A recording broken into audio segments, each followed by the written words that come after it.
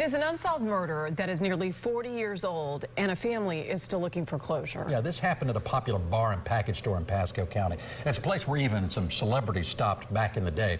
News Channel 8's Jeff Patterson joining us now with an exclusive look at some photographs and even some evidence now in this case of the Silver Spur murder. You know, detectives have held on to key pieces of evidence in this case for a very, very long time.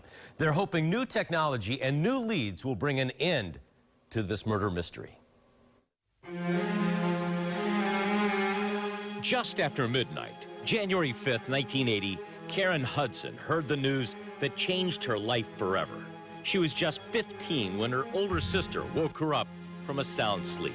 Letting me know that Daddy had died, and I didn't understand. Daddy was Joe Hudson, the father of 3 and an Air Force veteran.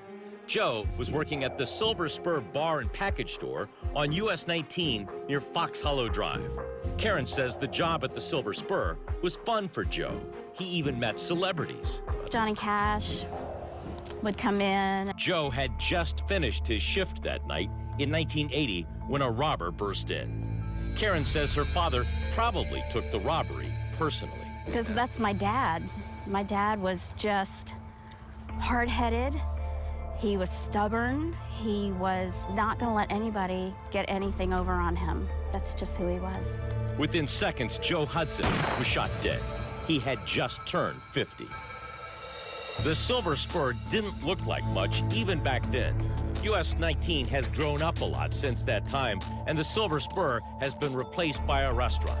Joe was gunned down just outside.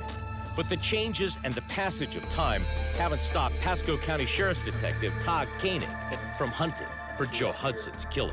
Somebody came in to rob the place.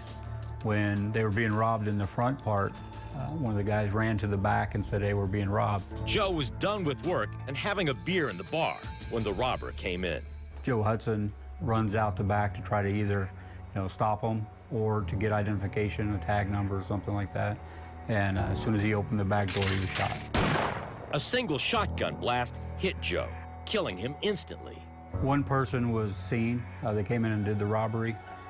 We're going to assume that there was another person involved because of the time frame of when he went outside and was shot immediately. So it makes us believe that somebody else was waiting. Descriptions were vague. A witness described the robber inside the bar as a white man with long hair and a beard, a description that could fit a lot of people in the 80s. Now, years later, Detective Koenig has the case. He's pored over the old witness accounts. You have the people that worked in the bar. We later talked to other people that saw vehicles coming and going in the parking lot. There are some things he can't say about the case, but Koenig did take me for a rare look at physical evidence that's been preserved from the murder scene, even showing me a van door with signs of the shotgun blast that took Joe Hudson's life. There was one of the bullets. But this veteran detective isn't just looking at the past. He says with new tips and new technology, Joe Hudson's killer can still be caught. I try to look at the newer technology that we have. We have DNA now that we didn't have in 1980. Karen Hudson still remembers the good times back then with her father. He was a lot of fun. He liked to camp, and he liked to party, and he liked to ride motorcycles. But this year, Karen is hoping for something more than just memories. What would it mean to you after all these years to know? That he could rest. He would hate it that the guys got away with this.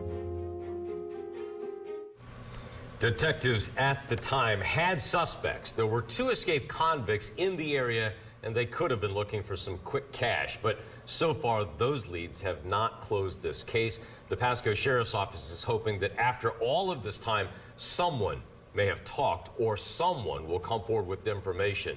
There is a reward through Crime Stoppers for information that leads to the killer or killers. Somebody needs to have a conscience and come forward. Let's hope they do. Yeah. Thank you, Jeff. Thank you.